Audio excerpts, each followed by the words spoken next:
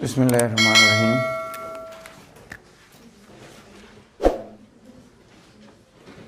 आगे है ionic bond.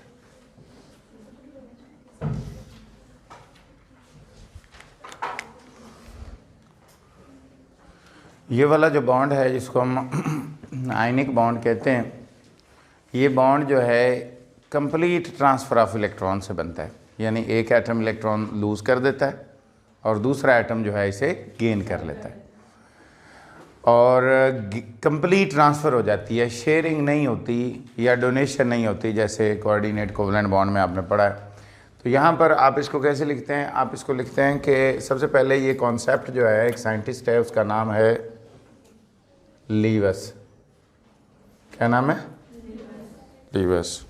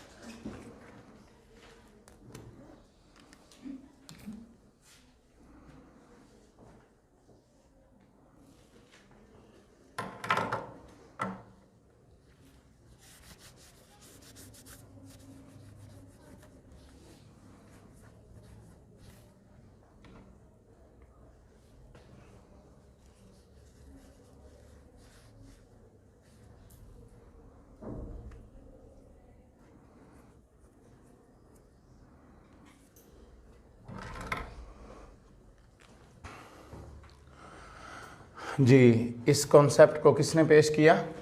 लीवस ने। इसने कहा कि बॉन्ड जो है इज़ फॉर्म्ड, कौन सा bond? Ionic bond is formed by complete transfer of electron, by complete transfer of electron from one atom to another atom। जी, मिसाल के तौर पर सबसे पहले आप देखें, हमारे पास पोटाशियम है,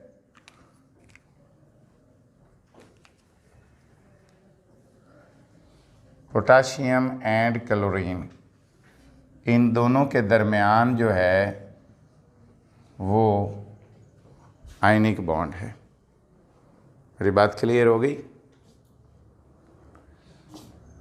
पोटाशियम और क्लोरीन के दरमियान कौन सा बॉन्ड है? Potassium chloride. ठीक है, अब हम इसको फर्दर डिटेल से देखते हैं।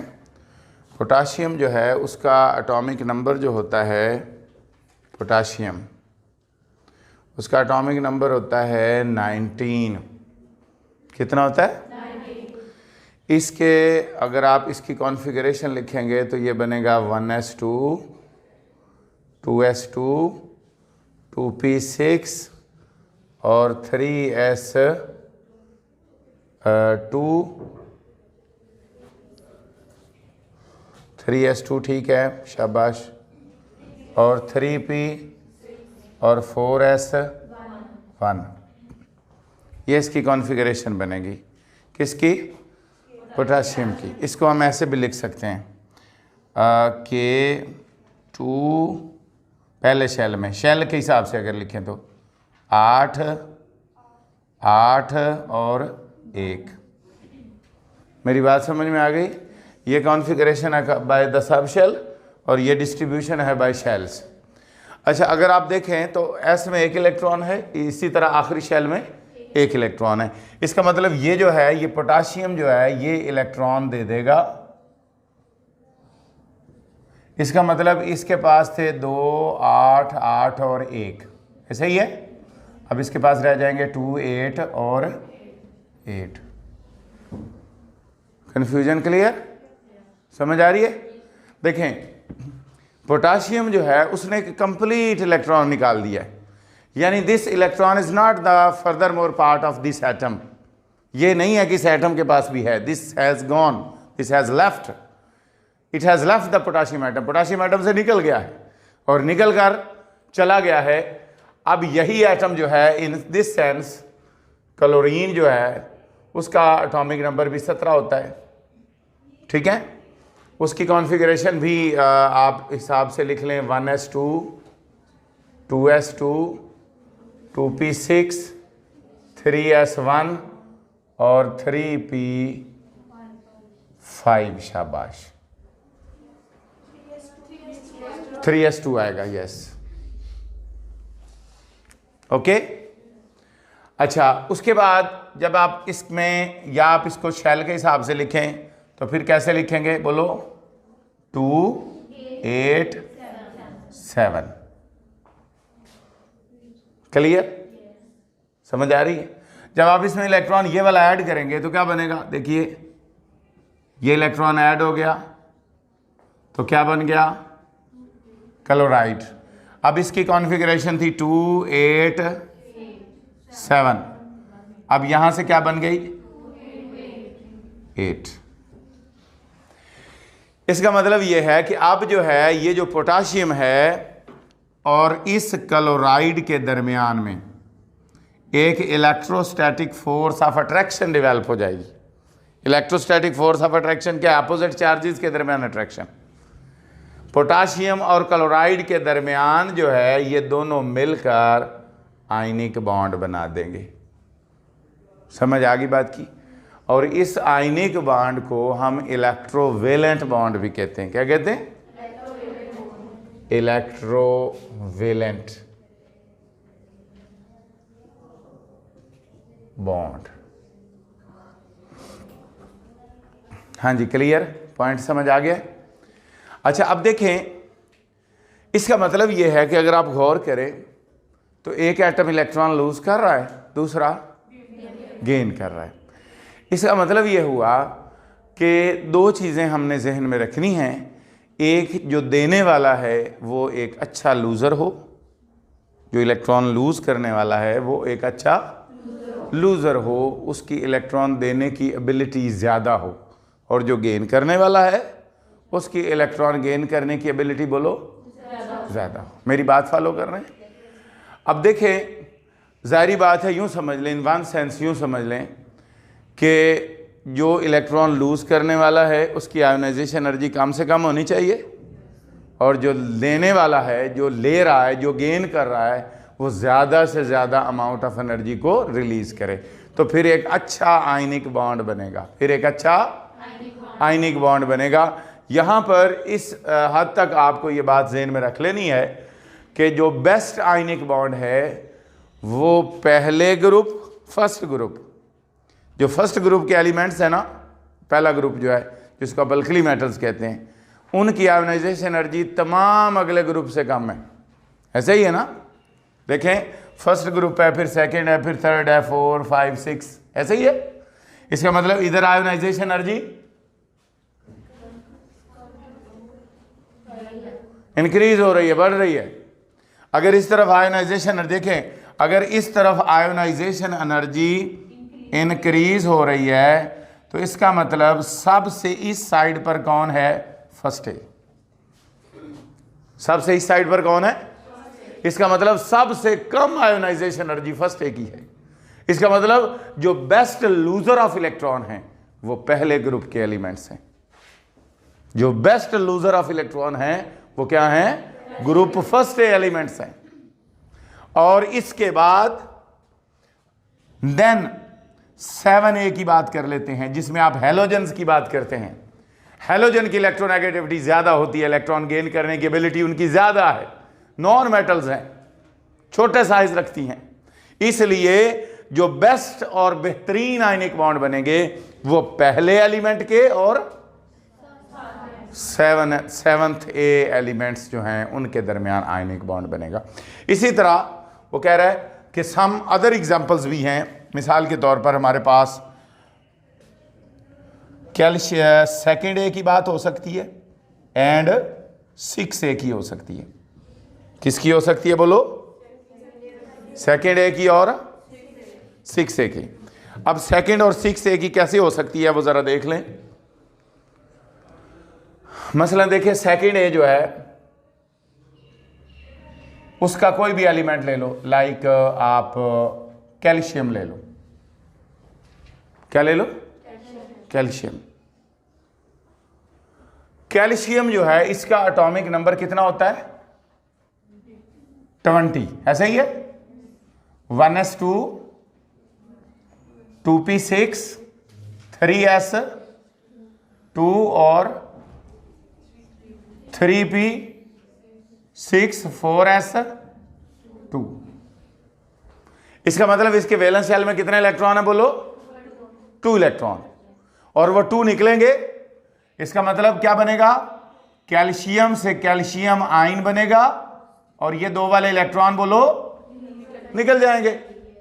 जब ये दोनों इलेक्ट्रॉन निकलेंगे तो आप जरा गौर करें, इसी तरह हमारे पास जो छठे ग्रुप का एलिमेंट है वो ऑक्सीजन है, वो 2 इलेक्ट्रॉन गेन कर लेगा और क्या बनेगा बोलो? O-2 oxide. अब क्या होगा अगले स्टेप में? क्या होगा बोलो? कैल्शियम +2 और O, तो क्या बनेगा? CaO। हाँ जी, क्लियर। अब इन दोनों के रिएक्शन से, किन दोनों के रिएक्शन से, यानी कैल्शियम और ऑक्सीजन जो है इन दोनों के दरमियान जो बॉन्ड बना है उसको आयनिक या इलेक्ट्रोवेलेंट बॉन्ड कहते हैं। और इस कंपाउंड को फिर हम आयनिक कंपाउंड या इलेक्ट्रोवेलेंट कंपाउंड कह देंगे। अब क्लियर हो गया आपको आइडिया कि इलेक्ट्रॉन देने वाला जो है वो एक अच्छा लूजर होना चाहिए। अच्छे लूजर का क्राइटेरिया ये है कि that should have less amount of ionization energy, that should have और जो गेनर है उसकी मैक्सिमम अमाउंट ऑफ एनर्जी वहाँ से रिलीज होनी चाहिए। और ऑन द अदर हैंड जो अगर आप बात करें तो इलेक्ट्रोनेगेटिव एटम्स भी ज़्यादा होने चाहिए, उसकी इलेक्ट्रोनेगेटिविटी ज़्यादा होनी चाहिए। अब यहाँ पर वो ये कह रहा है कि लास्ट टाइम जैसे हमने डिस्कस किया था कि इलेक्ट्रोनेगेटिविटी डिफरेंस जो है that should be equal or greater than 1.7 है, तो बॉन्ड जो है वो बोलो क्या है? आयनिक है। और अगर ये लेस देन 1.7 है क्या भला? इलेक्ट्रो, तो बॉन्ड ऐसे बोलो कोवलेंट। और अगर ये इलेक्ट्रोनेगेटिविटी डिफरेंस जो है वो इज इक्वल टू 1.7 है तो बॉन्ड इज रफली आयनिक एंड रफली कोवलेंट। मेरी बात समझ में आ गई? कोई कंफ्यूजन है तो पूछ लें। देखें, हमारे पास ना एक कंपाउंड और है जिसकी हमने एग्जांपल देनी है। एल्युमिनियम के वैलेंस शेल में 3 इलेक्ट्रॉन होते हैं और उसने 3 इलेक्ट्रॉन वो लूज़ कर दिए और एल्युमिनियम जो है +3 आयन बना। ये आपको ऑलरेडी बात क्लियर है, ये तीनों मैंने लिखे एक जगह हैं लेकिन ये 1 बाय 1 निकलेंगे अगर इनफैक्ट एक्सपेरिमेंटल बात की जाए तो। इसी तरह आगे ऑक्सीजन होगा। ऑक्सीजन तो सारी बात है 2 इलेक्ट्रॉन गेन कर सकता है, बोलो ऐसे ही है ना? वो तो इससे ज़्यादा नहीं गेन कर सकता, तो क्या बन जाएगा? O-2। अब अगर आप बात करें एल्युमिनियम +3 और O-2, तो जो कंपाउंड बनेगा वो बनेगा Al2O3। मेरी बात समझ में आ गई? अब सबसे पहले अगर आप इनकी रेशो की बात करें एल्युमिनियम और ऑक्सीजन, तो ये 2 ये 3, इसका मतलब 2 हिस्से क्या है? एल्युमिनियम और 3 हिस्से ऑक्सीजन है। यानी एल्युमिनियम और ऑक्सीजन जो है इनटू 2 and 3 पार्ट्स के अंदर जो है वो मौजूद है। अब यहाँ पर देखें, इसको आप क्या करेंगे? अब जब आप कंपाउंड लिखते हैं तो ये कैसे लिखते हैं, इसकी जो ऑक्सीडेशन स्टेट है वो इधर आ जाएगी और इसकी जो है वो इस साइड पे आ जाएगी। पता है ना ये आयनिक कंपाउंड लिखने का तरीका, कि एक जो पहले हम पॉजिटिव आयन लिखते हैं और फिर नेगेटिव आयन लिखते हैं। ये ऑक्सीडेशन स्टेट इधर आ जाती है और ये इधर आ जाती है।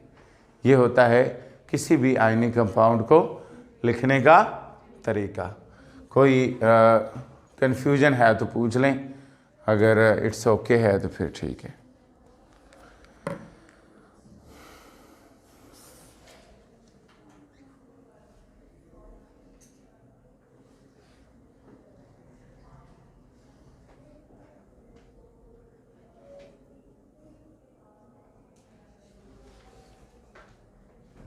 वो मैंने बैलेंस नहीं की, उसको आप बैलेंस कर लेंगे। जब आप इसको बैलेंस करेंगे तो इसको 2 से मल्टीप्लाई करेंगे और इसको 3 से। तो जब इसको 2 से, तो ये चार्ज हो जाएगा पॉजिटिव 6 और इधर हो जाएगा -6। तो दोनों का चार्ज बराबर है, दोनों का चार्ज बराबर है। क्लियर होगी बात। ये था हमारा जो है मेन इसके अंदर जो आयनिक बॉन्ड का क्राइटेरिया है। अब यहाँ पर उसने कहा है कि NaCl जो है, कौन सा NaCl, उसके दरमियान जो आयनिक करैक्टर है वो कितना है 70, और जो सबसे ज़्यादा आयनिक करैक्टर है वो सीजियम फ्लोराइड के अंदर है, वो भी कितना है 90। और आगे जो बात है कि नो बॉन्ड इज 100% आयनिक, ठीक है। हाँ जी, क्लियर होगी बात, मेरी बात समझ में आ गई। हमने ये कहा कि कोई बॉन्ड भी 100% आयनिक नहीं होता। हर बॉन्ड में, हर आयनिक बॉन्ड में कुछ ना कुछ कोवलेंट करैक्टर होता है और हर कोवलेंट बॉन्ड में कुछ ना कुछ आयनिक करैक्टर होता है। अब इस बात को आपने अंडरस्टैंड करना है। देखें क्या वजह है। अगर आप ये बात करें कि कोई भी बॉन्ड 100% आयनिक क्यों नहीं है, तो आप देखें इलेक्ट्रोनेगेटिविटी फ़र्ज़ करें फ्लोरीन की ज़्यादा है, तो यहाँ इलेक्ट्रोनेगेटिविटी डिफरेंस सबसे ज़्यादा है, क्योंकि सीजियम की इलेक्ट्रोनेगेटिविटी पूरे पीरियोडिक टेबल में सबसे कम है। मेरी बात समझ में आ गई। और फ्लोरीन की इलेक्ट्रोनेगेटिविटी मैक्सिमम है, जो कि आपने पढ़ लिया 4 है। 4 से ज़्यादा तो किसी की नहीं है, इसका मतलब मैक्सिमम 4 है। और मिनिमम सीजियम के नीचे एक एलिमेंट है लेकिन वो रेडियो एक्टिव है। सीजियम पहले ग्रुप का आखिरी मेंबर है। सीजियम फर्स्ट ए का क्या है बोलो, आखिरी मेंबर है, लास्ट मेंबर है फर्स्ट ए का।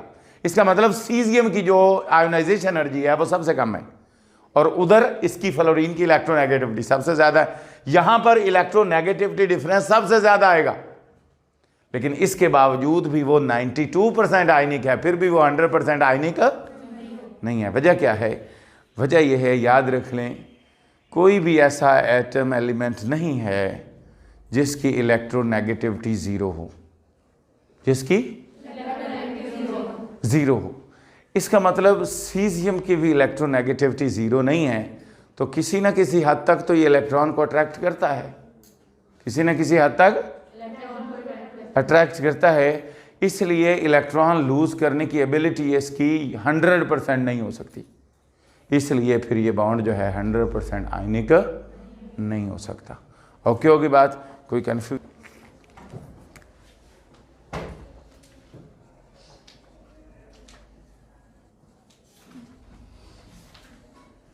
Covalent bonds, the bond which is formed by mutual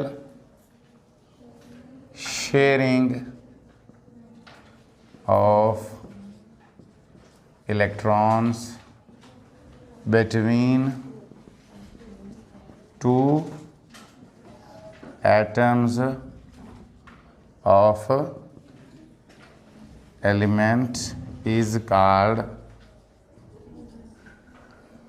covalent bond।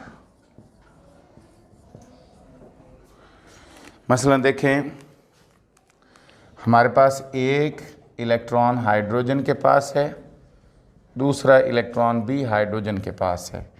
इन दोनों के मिलने से एक आयनिक कोवलेंट बॉन्ड जो है वो बन गया है। देखें शेयरिंग क्या होता है। शेयरिंग होता है कि दोनों इश्तराक कर लें, दोनों एक दूसरे के साथ शेयर कर लें। मैंने जैसे आपको बताया है कि बॉन्ड 2 इलेक्ट्रॉन से बनता है। कितने इलेक्ट्रॉन से बनता है? 2 से। इसका मतलब ये है कि एक एटम एक इलेक्ट्रॉन शेयर कर रहा है, दूसरा शेयर कर रहा है, तो दोनों के शेयरिंग से एक बॉन्ड बनेगा। जो शेयरिंग से बॉन्ड बनेगा उसको हम कोवलेंट बॉन्ड कहते हैं। इसका मैंने इलेक्ट्रॉन डॉट से जाहिर कर दिया है और इसके इलेक्ट्रॉन को क्रॉस है, तो दोनों के मिलने से आप इसको ऐसे भी लिख सकते हैं, ऐसे। क्लियर? इसको ये जो जिसमें आप डॉट क्रॉस लिखते हैं इसको हम डॉट क्रॉस मॉडल कहते हैं। डॉट क्रॉस मॉडल के डॉट क्रॉस स्ट्रक्चर भी कह सकते हैं। ठीक है, ये मुख्तलिफ मालिक्यूल्स के भी हमें ड्रा करने आने चाहिए और हम ड्रा भी करेंगे। यहाँ तक कोई कन्फ्यूजन नहीं होनी चाहिए। इसी तरह कोई और एग्जाम्पल ले लो। मिसाल के तौर पर आप क्लोरीन की एग्जाम्पल ले लो। क्लोरीन के वैलेंस शेल में आपने पढ़ा है 7 इलेक्ट्रॉन होते हैं। कितने होते हैं? एक क्लोरीन का 7 इलेक्ट्रॉन।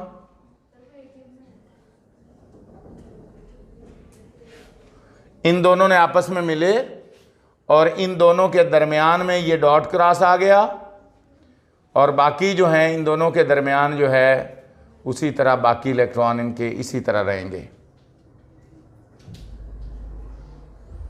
क्लियर हो गया? पॉइंट समझ आ गया? इसको कहते हैं कोवलेंट बॉन्ड।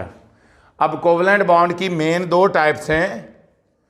एक को हम कहते हैं पोलर कोवलेंट बॉन्ड और एक को हम कहते हैं नॉन पोलर कोवलेंट बॉन्ड। पहले हम पोलर कोवलेंट बॉन्ड पढ़ लेते हैं।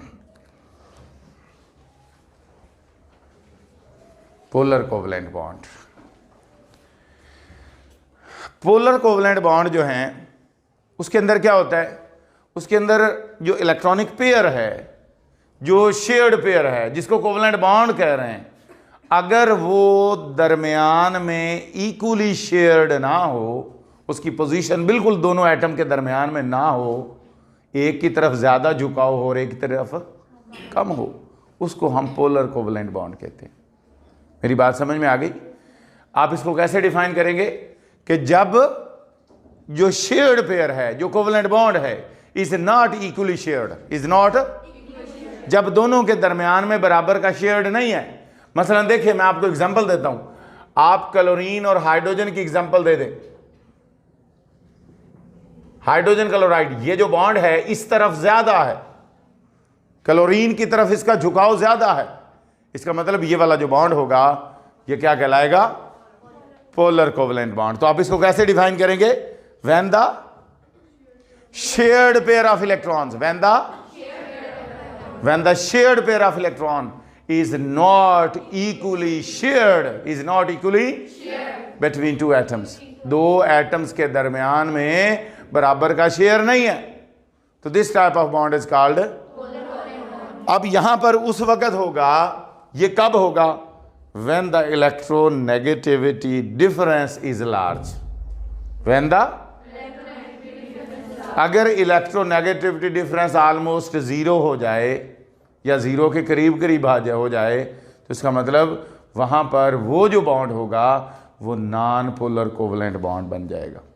अब यहाँ पर हमारे पास मुतअद्दिद एग्जांपल्स हैं। हमने उनके लीवस मॉडल भी ड्रा करने हैं, डॉट क्रॉस मॉडल भी, और उनको हमने अंडरस्टैंड भी करना है। सबसे पहले हम बात करते हैं, जैसे अभी आप लोगों ने की है HCl की, ठीक है। इसी तरह अब हम बात कर लेते हैं HF की। किसकी? अब फ्लोरीन भी उसी तरह है। अगर आप इसका डॉट मॉडल बनाएं तो कैसे बनाओगे बोलो? अगर आप इसको डॉट से जाहिर कर दें और फ्लोरीन को ऐसे ही है और इधर एक क्रॉस आ जाएगा। एक मॉलिक्यूल ये हो गया, इसका नाम क्या है बोलो? Hydrogen fluoride. शाबाश। Hydrogen fluoride. इसी तरह क्लोरोफॉर्म की बात कर लो, क्लोरोफॉर्म, किसकी बात कर लें? क्लोरोफॉर्म। क्लोरोफॉर्म का जो स्ट्रक्चर होता है वो होता है सी के गिर्द 3 क्लोरीन होते हैं और 1 H होता है। क्या होता है? अब देखें इसका जब आप डॉट क्रॉस मॉडल बनाते हैं तो आप देखें कार्बन के गिर्द जितने भी इलेक्ट्रॉन हैं आप उनको किससे जाहिर कर दें? बोलो, डॉट से। और जो साइडों पे क्लोरीन है उसके इलेक्ट्रॉन आप किससे जाहिर कर दो?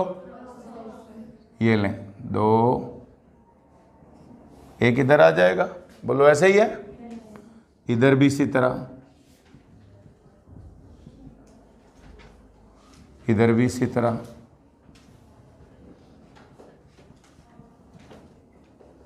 और इधर क्या है? हाइड्रोजन। ये पॉइंट क्लियर हुआ है? समझ आ गई है? तो डॉट क्रॉस मॉडल बनाने का ये तरीका है कि एक को डॉट बना दें, दूसरे को, अच्छा इसको डॉट क्रॉस मॉडल कहते हैं। सम टाइम डॉट मॉडल भी होता है, उसमें सिर्फ डॉट बनाए होते हैं, उसमें दोनों के डॉट हैं, उसमें दोनों के डॉट हैं। ये बड़ा इंपॉर्टेंट एग्जाम में आ जाता है, इंट्री टेस्ट में भी आ जाता है कि डॉट मॉडल जो है ना, ये दिस इज़ वेरी इंपॉर्टेंट। इसी तरह आगे हमारे पास मिथाइल क्लोराइड, मिथाइल क्लोराइड की बात कर लेते हैं। मिथाइल क्लोराइड, इसका नाम है मिथाइल क्लोराइड, उसका नाम है CH3Cl। ऐसे ही है? तो देखें 3 H हो गए और 1, ओके। इसका भी डॉट मॉडल उसी तरह का बन जाएगा, डॉट क्रॉस मॉडल, कि आप सेंटर वाले को डॉट बना दें और साइडों को क्रॉस बना दें। इसी तरह आगे है मेथनॉल। क्या नाम है? मिथाइल अल्कोहल या मेथनॉल, इसको हम मिथाइल अल्कोहल भी कहते हैं।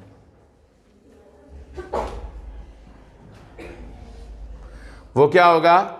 उसको देखें CH3OH।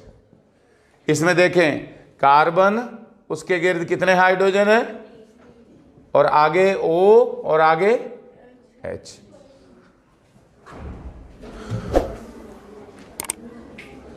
दूसरे नंबर पर है नॉन पोलर कोवलेंट बॉन्ड।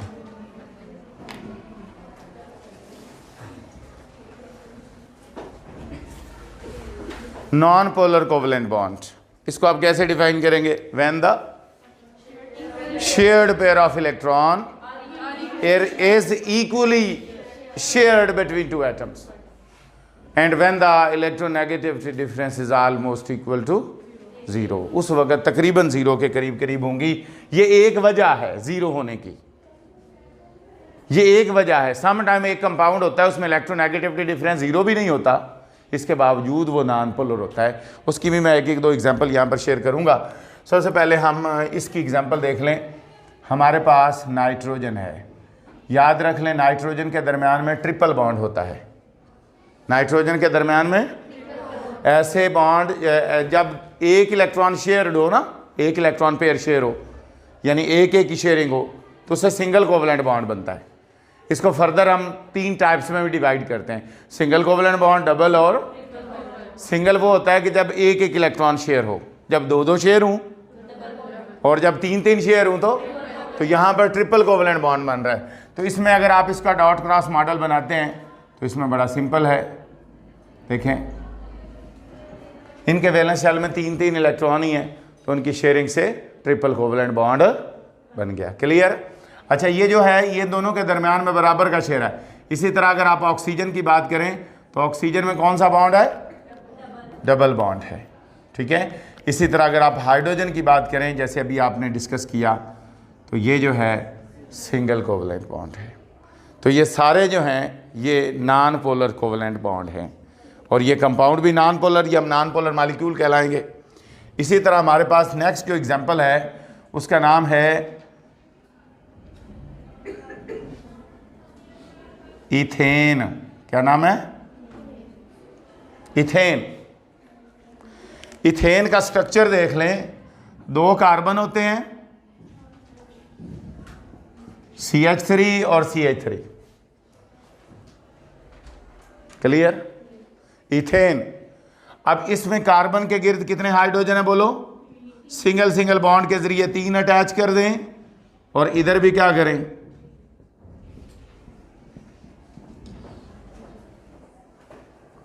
हाँ जी, क्लियर। अब इसका डॉट मॉडल कैसे बनाएंगे? अगर सिर्फ डॉट बनाएं तो देखें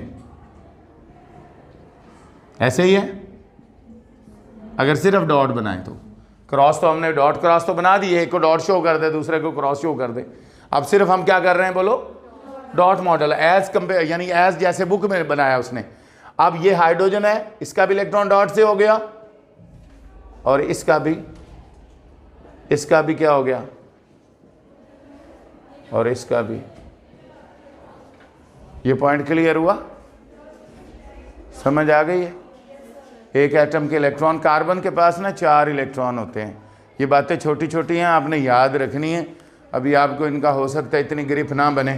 कार्बन के पास 4 इलेक्ट्रॉन होते हैं, हर कार्बन के गिर्द मैंने 4 बनाए हैं। और हाइड्रोजन के पास 1 इलेक्ट्रॉन होता है, इसलिए हाइड्रोजन के साथ 1 बनाया। तो देखें इस दोनों के 1 2 3 4, 1 2 3, इन दोनों से ये कोवलेंट बॉन्ड बन गया और हाइड्रोजन के पास 1 1 है, इन दोनों से सारे से 1 1 कोवलेंट बॉन्ड जो है वो बन गया है। क्लियर? इसी तरह हमारे पास मीथेन है।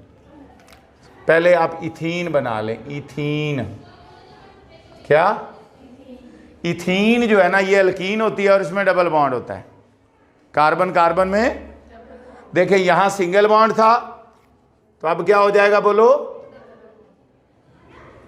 Double bond. क्लियर? अब आप इसका डॉट मॉडल बना लें।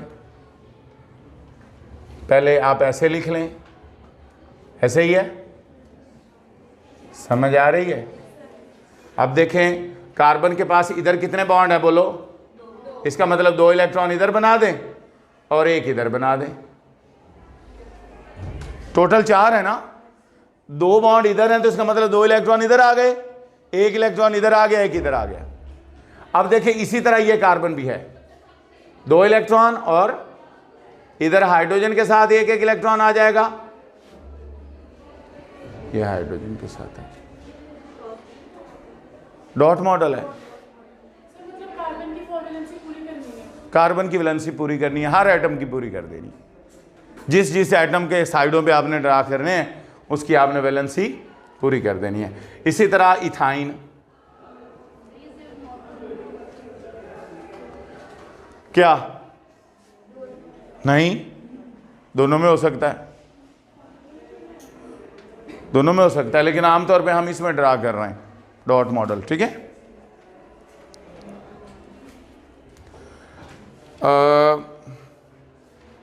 आगे क्या है बोलो? Ethyne. CH triple bond CH। इसमें कार्बन के दरमियान कौन सा बॉन्ड है बोलो? तो देखें ये लाइन। अब कार्बन के दरमियान में ट्रिपल बॉन्ड है, इसलिए कार्बन के साथ कितने इलेक्ट्रॉन ड्रा कर दो? 1 इधर कर दो। इसी तरह कार्बन के साथ इधर कितने इलेक्ट्रॉन ड्रा कर दो? 1 इधर कर दो। ये लो।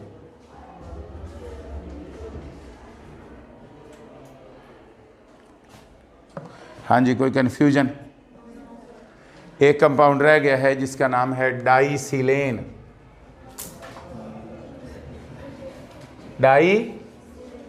ये जो इथेन है ना, इथेन, इसमें कार्बन है। क्या है? अगर कार्बन की जगह आप सिलिकॉन ले लें तो उसका नाम हो जाएगा डाइसिलेन। क्या नाम हो जाएगा? मसलन देखें SiH3 सिंगल बॉन्ड Si। मेरी बात समझ में आ गई? कार्बन की जगह क्या कर दिया? सिलिकॉन ले लिया। सिलिकॉन से ये सिलेन बन जाएगी, डाइसिलेन। अब देखें सिलिकॉन के गिर्द कितने हाइड्रोजन है? उसी तरह 3 हाइड्रोजन इधर आ जाएंगे। क्लियर। अब जैसे मैंने आपको बताया था कि एक कंपाउंड हमारे पास ऐसा है, बहुत सारे और हैं, ज़रूरी नहीं है, आपकी बुक में जस्ट एक ही दिया हुआ है, टेट्रा क्लोराइड। कार्बन के गिर्द 4 क्लोरीन है।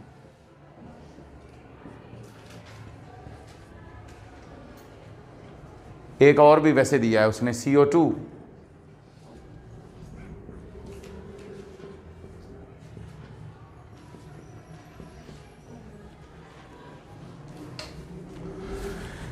ये जो मैंने आपके सामने दोनों मॉलिक्यूल लिखे हैं, इनके अंदर बॉन्ड पोलर है। क्या है? लेकिन ये कंपाउंड ओवरऑल क्या है? नॉन पोलर है। मेरी बात समझ में आ गई? अगर आप एक बॉन्ड की बात करें तो इसमें इलेक्ट्रोनेगेटिविटी डिफरेंस है। इलेक्ट्रोनेगेटिविटी इसमें भी है, सारे बॉन्ड में इलेक्ट्रोनेगेटिविटी डिफरेंस है। लेकिन इसके बावजूद ये मॉलिक्यूल या कंपाउंड क्या है? नॉन पोलर है। इसकी वजह क्या है? ये पोलैरिटी का डिफरेंस जो है, यहाँ जो डाइपोल मोमेंट है इसको कैंसिल करता है, ये इसको कैंसिल करता है, और रिजल्टेंट जो है कैंसिलेशन इफेक्ट की वजह से मॉलिक्यूल जो है वो नॉन पोलर हो जाता है। क्लियर? यहाँ तक कर लीजिएगा। नेक्स्ट इंशाल्लाह हम, थैंक यू।